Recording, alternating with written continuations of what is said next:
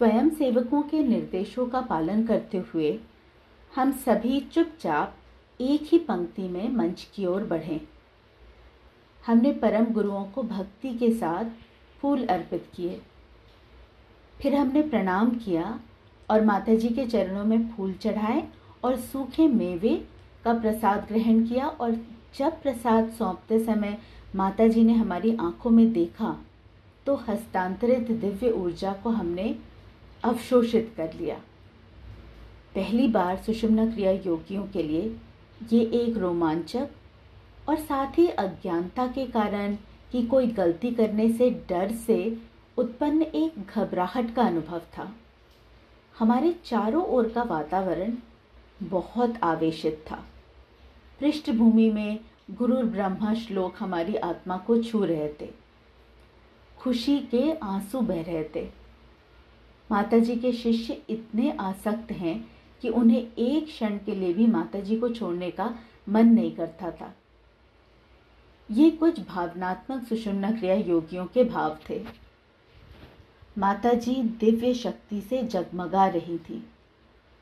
हम सभी अपने परम गुरु श्री भोगनाथ सिद्धार्थ और श्री महाअवतार बाबा जी की उपस्थिति को महसूस कर रहे थे और बहुत उत्साहित महसूस कर रहे थे।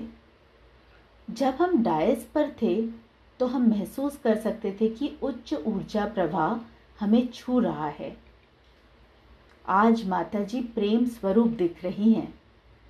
सुषुम्ना क्रिया योगी आसपास में अपनी भावनाओं को व्यक्त कर रहे थे।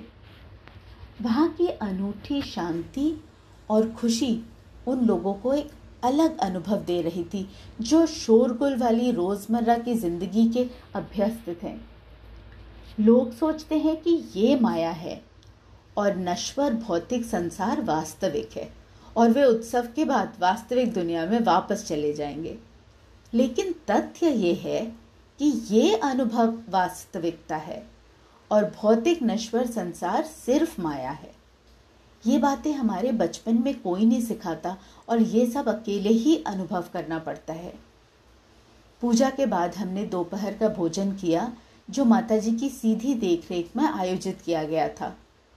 सुषुम्ना क्रिया योग कार्यक्रमों में गुरु प्रसाद के रूप में केवल सबसे अच्छा भोजन परोसा जाता है जो हमारे परम गुरुओं की ऊर्जा से भरा हुआ है।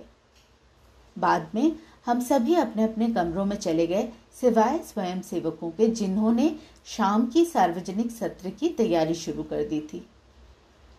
शाम करीब 5 बजे हम वापस आए। शाम के सत्र में सैकड़ों की संख्या में लोग शामिल हुए।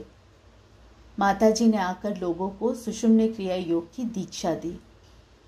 वातावरण अत्यधिक आवेशित था और कक्षा में एक दिव्य अवस्था व्याप्त थी।